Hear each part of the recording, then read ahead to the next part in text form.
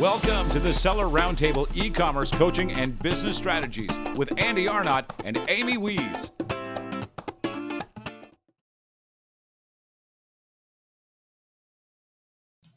Hey everybody, how's it going? I am here with my friend Miro, and we are going to talk about sourcing from Pakistan. But before we do that, hi Miro, how's it going? Every day is a beautiful dream. I love it. Well, you and I have just been keeping in touch like this whole time. We've been social media friends, and I have so many awesome social media friends in the e-commerce community. And it's so great because, you learn something from all of them. And so I mentioned something the other day about, I shared a story, a podcast from my friend Robbie about sourcing from Mexico. And you posted on there that you source from Pakistan. And so I was like, Miro, let's talk about it, on a live, because there's so many people that might think that that's an interesting opportunity. So thank you for being here. No problem. No problem. Do you mind telling everybody a little bit about you and your journey in e-commerce and how we come to be talking today? Okay, sure. My name is Miro. I own a supplement brand, and what happened was I had my background. I used to be a computer guy. I used to have a chain of check cashing stores, so I had a kind of a varied career. So I got into e-commerce originally. I found this. Well, let me kind of tell this rambling story. So one of my big passions is natural health and natural wellness, right? And there's this type of natural health called homeopathy, which I thought was really, really cool. And I always had problems finding quality remedies because what happens was the remedies that you buy in the stores were never really that good. And I had a friend of mine brought some over from India, and they were really good. I'm like, this is the good stuff, right?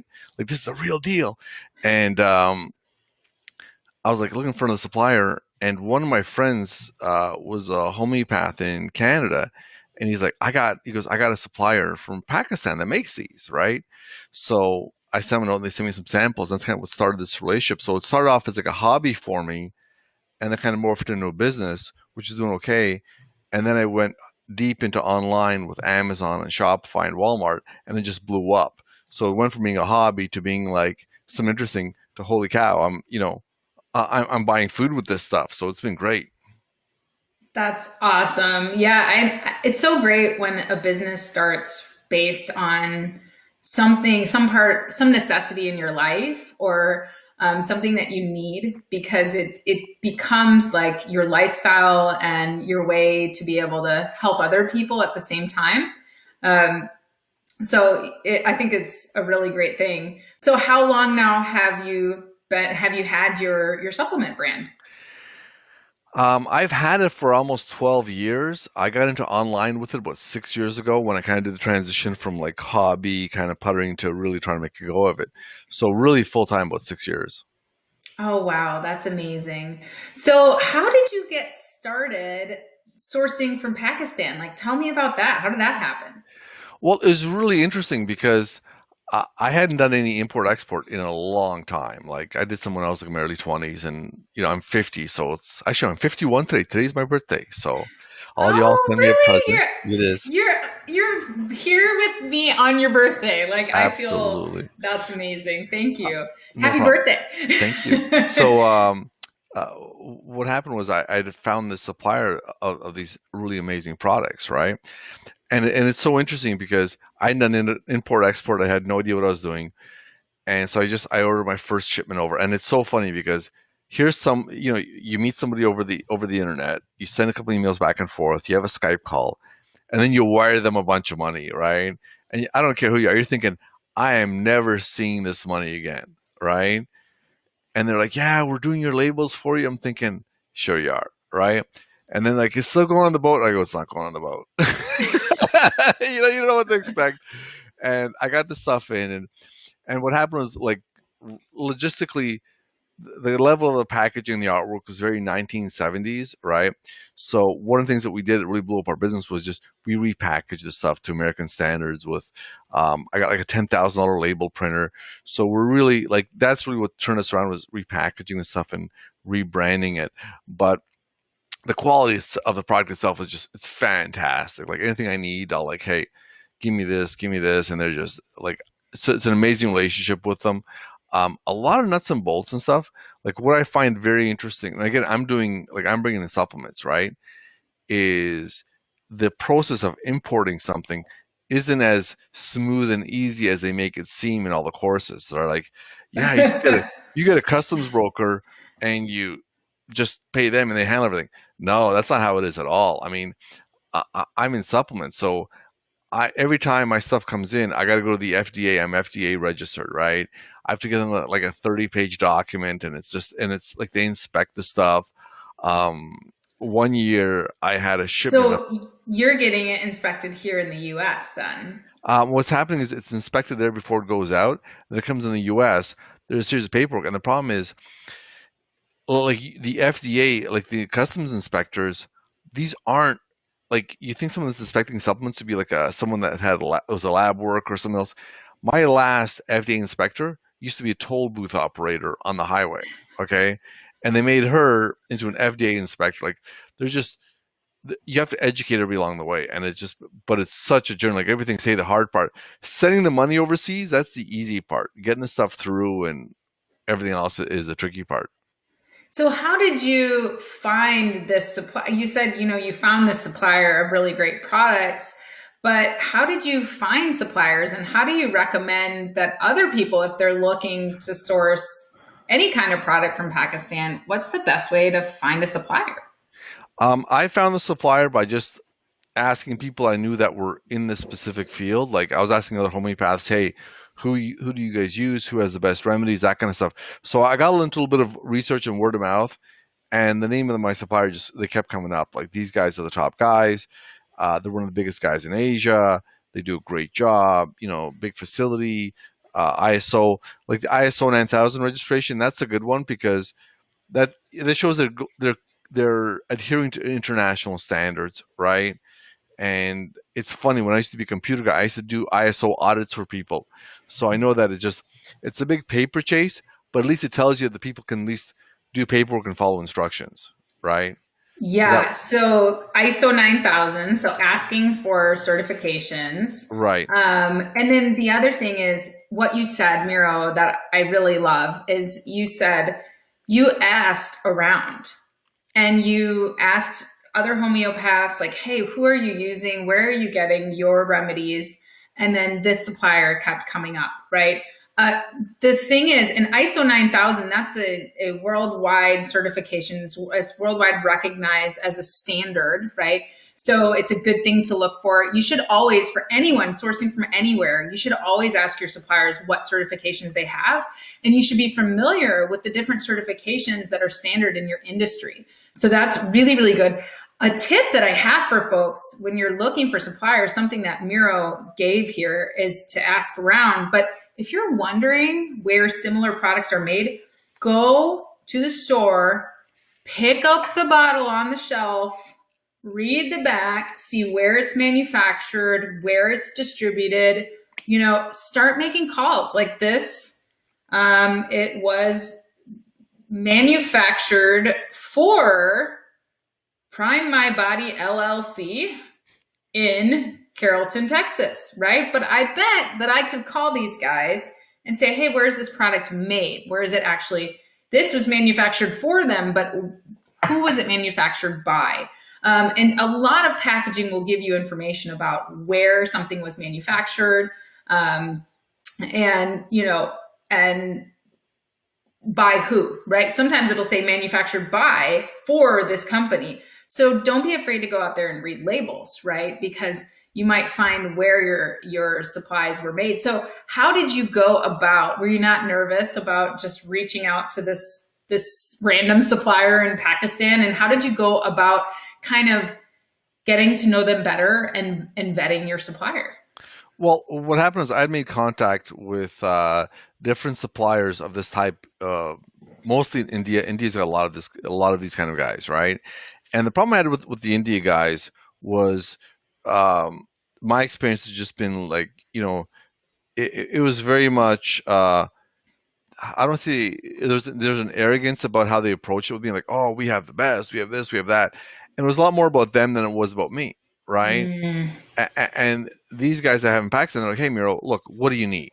How can we package this for you? We have 400 formulas. We have access to 3,000 different products. Which product mix do you want to start with? Like it was more about, okay, how can we be successful together?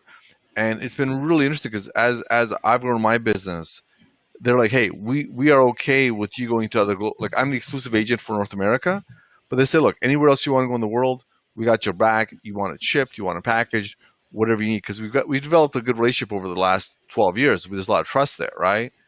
And my volume has gone up too. I mean, I started off with, I'd place a small order every 2 years, right? Oh, wow. There was a bigger order every year, right? And now I'm ordering like, 15, 20,000 pounds at a time. Like I'm getting pretty much a full container on a pretty regular basis, right? And that's something that you mentioned, is that, supplier relationships are really important. And when you found a few suppliers in India, you said that there was kind of an arrogance, and it was like almost like they didn't want to work with you. Like you had to kind of sell yourself to them. And that's how that was for me in the US, because one of my products is made in the US. And it was very hard to get a supplier in the US. You really have to get them on your team, and it's very, because there's only so much room on the factory floor, right? Right. But I always tell people that even when you're dealing with China or any supplier anywhere, like those relationships are so important. Someone posted in one of the groups this morning, they said, when should I negotiate an MOQ? Should it be before I get a sample or after? And I said, well, first of all, you don't want to negotiate an MOQ. Like, what supplier wants to work with someone that, how little can I order from you, right? And Right. and it should never be about that. But then the second thing is take the time to have a conversation. Like, reach out before you ask for samples. Reach out and have a conversation so that you know that this is a good partner for you, that they're actually going to want to work with you. Because how horrible would it be to get a sample and yeah, it's a great sample, but this is a terrible partner, So I love that you mentioned, I reached out to these guys and it just was good vibes from the very beginning. It was a good partnership. Now, as far as other products, do you know anything about other products that are made in Pakistan? I know Pakistan has a very strong textile market. I know they do huge business in towels, sheets. I also know that they do a lot of leather goods. They're they do sporting equipment, soccer balls, that kind of stuff. Like, they have a good manufacturing base. One of the things I can talk about too is we talk about pricing, right? Mm-hmm. Like, when my guys came on, when I first started working with them, their pricing was really low, right? Because, let's be honest, any kind of supplement stuff, there's generally room in there, but my pricing is really low, and at the same time, I'm I pay attention to stuff. I know that the Pakistani currency has dropped by 30-40% against the US dollar over the last 5 years, right? I've not asked for a decrease in the price, and they haven't, the guy kind of mentions, he goes, Miro, you're going to squeeze on price. I'm not going to squeeze you guys on price. The price I'm paying for my products is a fair price. I'm getting a top tier product. I get what I want, how I want it. I'm okay paying the price because, to be honest with you, my material cost is incidental to my packaging and everything else, right? So I'm okay paying the price because it's a fair price and still leaves me a lot of room on the table, right? I wrote a rant a few months ago. I put it on Facebook. I don't know if you saw it or not. Basically saying, hey, you know what? Be a good customer. Don't sit there and squeeze the crap out of every single deal where the guy's like, why should we do this if we're not going to make any money on it, right? Mm-hmm. So it's got to go both ways. So you want a good supplier, but you also want to be a good customer. Yeah, it needs to be good for them. I'm always reminding my suppliers, hey, I do need this price. This is my target price. But at the same time, I need to make money, but I also want you to make money. I need both of us to be happy in this situation, right? And I need our customers to be happy, right? So how can we work together? Let's figure it out. If this price doesn't work for you at this level of this product, is there anything we can do? Can we change out a material and still keep the same quality? Let's work together and figure it out, because I agree. It has to be a situation where everybody's making money, and because otherwise, who's going to want to work for you, right? Well, it's like I had an episode a few weeks ago. I use a small contract warehouse, and it's a small operation. They have like 4 or 5 employees, right? They do my fulfillment for me, and I introduced a new task for them where they're sending some inventory to Amazon or Walmart for me. And the guy's like, "Well, we'll just bill you, an hourly rate." Thank you, Tim. Bill you an hourly rate for this, whatever else, right? And I'm like, "You're underbilling me." He goes, "What?" I said, "You are underbilling me for the service." He goes, "Well, you charge me by the hour, but that hourly rate you're charging me, you're not including your overhead, your air conditioning, electricity, and stuff." I said, "You got to charge me more, and let's do it on a per piece basis." And I'm not doing that because, oh, I'm a sweet guy and I'm all kumbaya. I'm like, I want these guys, when I pick up a phone call, they're eager to talk to me. "Hey, Miro, what can we do for you?" Right? Right. Yeah. You want it to be a true partnership. I do. Like, what happened is our operations really grown, and we don't have a forklift. We don't have a warehouse. So we used to get shipments into our parking lot. Okay. They drop off 50 pallets. Then we would unload 50 pallets by hand into our office facility.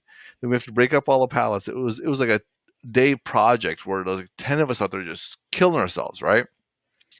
So I dumped this job onto my warehouse, and now they receive it because they have a warehouse. They pick up with a forklift, put it on the shelf. They charged me $200, and it was like it saved me like a day of hell of just having crap scattered everywhere and making a mess, Right. and Right. that kind of stuff. So absolutely build the relationships, be nice. Not being nice because, oh, kumbaya, we love everybody, but hey, it's good business. Yes, exactly. I love that. Partnerships are so important. You want to be there for the long run. So what about finding these suppliers? So you mentioned a lot of different great products from Pakistan, textiles, stuff like that. Tori asked, do they have a trade show? Is there a supplier database that you know of? Ali mentioned that, I'm guessing, Ali, you may be from Pakistan, that there's a couple of trade shows, but nothing substantial happened lately because of obviously COVID. Nobody's been going to trade shows, and it's really hard to throw off to throw a trade show digitally in some countries. So, do you know of any supplier databases or anything? My suggestion would be, it sounds kind of goofy. Like in the U.S., the Chamber of Commerce is really just like sometimes they're even for profit. They're basically just loose organizations of businesses, right? But over there, the trade organizations, they're an important thing. Like they're really, like, it's a very prestigious thing to be members of these communities. So I would say go after the trade associations in Pakistan and look through their list, and also, find out what you can. A favorite comment I have is, hey, look, the internet, it's not just for dirty pictures anymore. Okay. You can look up other stuff, right? And my suppliers did not have a slick website, but I'm doing the math. Like, they've been in business for 50 years. They had a really good reputation, a lot of distribution. Thinking these guys are not focusing on their web presence; they're focusing on building products. So if you see somebody that's running, like, if you look somebody up and their website looks like it was last updated in 92, don't run away from that, because that tells you that these guys may not be focusing on their web presence, and if they were, maybe they wouldn't need you. Right, exactly. Yeah. So in this case, one of my little hacks whenever I get messages from people on LinkedIn, hawking their services, is I say, send me your website and I'll judge you based on that. And then we'll be in touch if I'm interested. And that usually gets rid of 90% of them. Right. But in this case, I think you're right. Even really good manufacturers that I found in China, they don't necessarily have great websites, and that's okay, because if I can get on the phone with them, get on even a video chat, and have them show me around and have a good relationship and a good conversation, like you said, if they've been in business for 50 years and they're really good at what they do, they're going to be a good partner for you, hopefully. So that's really a great tip, to look up trade organizations. Don't be afraid to Google it. Don't be afraid to pick up the phone and talk to like you did with homeopathic providers, and say, hey, where are you finding this stuff? Really just reach out and get into your industry and find out what's going on. I love that. That is a really great thing. So the other hack that you gave, Miro, which I thought was gold, is you said that your supplier, they shipped you the product, but it was in really terrible packaging that just wasn't good. So I have a couple of questions for you there. I love that you took advantage of repackaging and rebranding the products here to be more appealing to a US customer base, but also that you didn't let that stop you from sourcing. So my question would be, I know in China, it's kind of a one-stop shop, right? Like we can go to one supplier and they're going to have a printing supplier. They're going to have a packaging supplier, and you can kind of get everything done at one factory. Well, that might not be the case in Pakistan, right? They might not have as much in paper or packaging goods. So was there a reason that you didn't go to your supplier in Pakistan and ask them to now do your packaging? Was it just not available to you, or was it just easier to package in the US? Well, what happens is because the FDA regulations in supplements changes, like it's so dynamic, right? Something I could have said last month, I can't say anymore, right? You got to make certain claims and diseases, certain things you can and can't do. And what we found was we needed that ability to adapt to the market. Like, let me give you an example. We had a product for teething, for babies' teething products, right? And one of our competitors ended up putting a herb in it that was actually harmful to people, right? So the FDA came down like a giant hammer and said, you can't have any more teething products, right? They actually took my teething products out of my shipment and they put it to a landfill, and they had a guy in a hazmat suit on a bulldozer run it over. Okay? Like, this is kind of what we deal with. It's really crazy. And oh my gosh. So that product now is kind of creeping out a little bit, but now they're calling it oral pain. It's the same product, same formulation, but now it's got a different name. So we have to have that ability to really, change our packaging on the fly and what we do. And having that in-house is very good. Like, it's kind of funny because I'm doing the packaging here, we've created a whole white label business, and we're actually a wholesale supplier to other people that want to do supplements, both for humans and animals. And some of our animal people are just crushing it. I got one lady's doing like over $1 million a year in her second year. Wow. Yeah, it's crazy. So what we did kind of as a starting point to improve our product's appeal and packaging has kind of become a safeguard for the business. We're able to pivot more quickly, and it's created a whole new business line for us where we're acting as a wholesale supplier. So what you think is kind of a negative at first turns out to be a positive. Because now you're able to white label your products to others. Yep. And you're able to create additional streams of income for your business, which is so cool. And you've essentially become a supplier.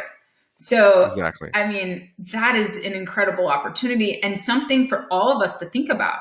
Think about all the different ways that you can source from many different places, and think about, there's lots of printing capability right here in the US. There's lots of packaging capability. There's no reason, or wherever you're from, there's no reason not to take advantage of that. Now, what about infrastructure? I know, something that I learned about India, is that the infrastructure is nothing like it is in China, right? Where when your products leave the factory in China, you can expect them to get to the nearby port pretty quickly with minimal interruption. Well, in India, they're having to drive quite a way over like dirt roads, and you never know, something could get broken, something could get put in. Is it like that in Pakistan as well? It's a very mountainous region. It's maybe the roadways aren't as good. Is that a concern or something that people should be aware of when sourcing from Pakistan? Actually, the trend has actually been better for me than a lot of people in China, because we haven't had the same kind of, like, when they're doing the added extra tariffs on China didn't affect me at all. They have this big clog at the West Coast ports right now, where all the ports are shut down, all the boats are sitting in the ocean waiting. Doesn't affect us because we're able to my stuff comes in through New York, comes on the East Coast. It really has been a problem. A lot of people don't realize, like, the biggest misconception of Pakistan is that it's some little dirt road country, and they have a lot of, like, the fringes. It's near Afghanistan and stuff. But the actual, like, the capital and the big cities, like 80% of our pharmaceutical drugs are made in Pakistan. Like these guys have a very educated workforce, very high-end stuff. They've got infrastructure in place. Like my stuff gets on the truck, goes on the truck from Lahore, the capital. It goes to I can't remember the name of the port city. The port city. They put it in a queue. It goes on a boat. You know, the boat makes like 20 stops along the way, and I'm watching the boat. I don't know if anybody else. Do you guys do this? Is you get to the name of the ship and you watch the ship on the little map and where it goes? Do you guys do that? That is so much fun. No, I've never done that before, but it sounds like fun. If you look up the name of the ship, there's these websites that actually track the ship for you, right? So sometimes when I'm out of stock, I'll the ship up. I'm like, why is the ship stopped? Dude, come on, get going. Oh man. Oh no, I don't know that I need that in my life right now. Like I shipped something from China January 20th, I think it left, and I'm still waiting. It's so frustrating. Oh no, I can't. Is the ship. It's probably like sitting in port for a month now, because there's so many delays. So speaking of that, because I want to ask you about duties and stuff, because, we had this comment here from Aditya that says, when we source from outside, it just becomes too expensive. I'm guessing you're sourcing from Pakistan with the customs duty on top of what we already have, the Amazon referral fee, closing fee, shipping and packing fee. Yep, that makes sense. And then Ali says, small home-based industries are pretty good at providing limited quantities, including handicrafts. So you can source small quantities, which is another benefit of sourcing from countries like Pakistan and the like, right? Because you can source small things. So definitely check those out depending on what it is that you're sourcing. So the question I have for you is, you mentioned in your post, and this was like made my ears perk up. I was like, "Whoa, wait a minute." You said you don't pay the kind of tariffs that we pay coming from China, the 25% tariffs. So talk to us about that. Like, how do you, first of all, do you just contact any old freight forwarder? What about inspections and quality control? Let's talk through inspections, quality control, and then let's talk through some importing and import duties and stuff. So maybe we start with quality control, because that's like the next step in the process, right? So normally before my products leave, I leave the country, I leave the factory, I get them inspected to, AQL standards. So what do you do, Miro? How do you get your stuff inspected, and how do you find inspectors in places like Pakistan? Mostly, I think positive. Because Pakistan has a very mature pharmaceutical industry, that type of manufacturing is very closely regulated within Pakistan. They have good manufacturing practices, and the government has a very strong interest in making sure that everything is, safe and proper as it should be, right? So inspection isn't really a thing that I do. I just don't feel it's necessary, right? I've got a good trust of my supplier, and so far everything's just been like, I've never. I think out of like, I'm going to say millions of units, I've had maybe one or two where the seal was broken in transport. Like, it really has been, the quality has just been spectacular, right? So I haven't worried about quality. The next thing is the tariffs. Because of the political situation, the U.S. has a lot of presence militarily in Pakistan, right? So I guess in order to butter up the government, they provide like a preferred trade status to it. So depending on what you're bringing in, generally the tariffs are either nothing or they're very nominal. We used to be in a different category, and my tariffs would be like maybe $1,000 on a $40,000 order, and now I think they're down to a couple $100. It's incidental to the cost of the product. Thanks for tuning in to part 1 of this episode. Join us every Tuesday at 1 p.m. Pacific Standard Time for live Q&A and bonus content after the recording at sellerroundtable.com. Sponsored by the ultimate software tool for Amazon sales and growth, sellerseo.com and amazingathome.com.